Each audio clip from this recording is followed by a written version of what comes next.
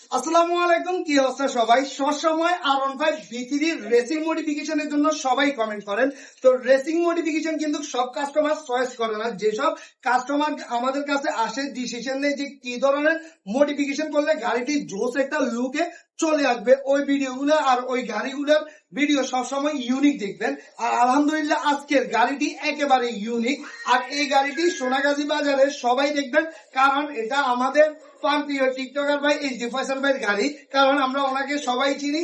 তারপর বাইকের লুকটা দেখুন, এটা কিন্তু সিলভার কালারের যে গাড়িটা ফয়সাল ভাই ছিল সেম টু সেম ওই গাড়িটাকে এখন নতুন রেড আর হোয়াইট কালারের কম্বিনেশন দিয়ে স্টিকার মডিফিকেশন করি।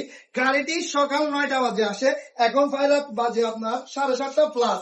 তো আপনারা যারা দূর দূরান্ত থেকে আমাদের শপে আসেন এরকম ইউনিক স্টাইলে নিজের বাইকটিকে মডিফিকেশন করার জন্য হাতে একটু সময় নিয়ে আসবেন, কারণ আমাদের দোকানে অলওয়েজ ঝামেলা থাকে। আপনাদের দোয়ায় কিন্তু আমাদের দোকানের কাস্টমার বাড়তেছে। আর ওনার এই গাড়ি হচ্ছে 13 থেকে 14 নাম্বার গাড়ি। প্রত্যেকটা গাড়ি আমরা স্টিকার মডিফিকেশন করি। এই গাড়িটি অলরেডি 2বার করে ফেলি, এবার সহ 3 নাম্বার হইতেছে। সামনে ইনশাল্লাহ হয়তো এটা সর্বোচ্চ 6 মাস থাকবে, তারপর আবার নতুন একটা মডিফিকেশন দিব। এই গাড়ির সামনে যে লুকটা, মানে লুকটা নিয়ে বলার মতন কোনো ভাষা নাই, কোনো জোড়াতালি নাই, কোনো কিছু নাই। আর সাইডের স্টিকার গুলো এক স্টিকারে, কোনো জোড়াতালি সিস্টেম না, এক স্টিকারে। আর আমরা কিন্তু আগে থেকে স্টিকারের সাইডে হালকা একটু বিট দিয়ে দিই।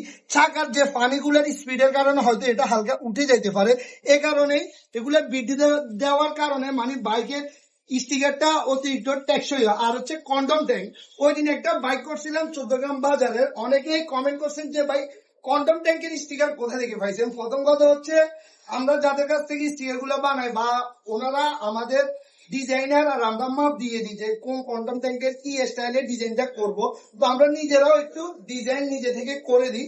এই দেখেন, এই যে এটা কিন্তু অরিজিনাল কন্ডম ট্যাঙ্কের এই যে স্টিকার, এই রেড কালার হোয়াইট কালার, এই যে মিডল পারে আবার হোয়াইট কালার।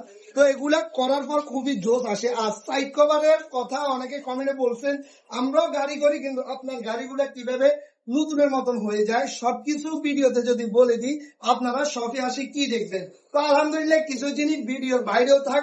তো সবাই ভালো থাকবেন, সুস্থ রাখবেন, দেখা হবে এই যে ফয়সাল ভাই আরেকটি নতুন বাইক নিয়ে। আল্লাহ হাফেজ।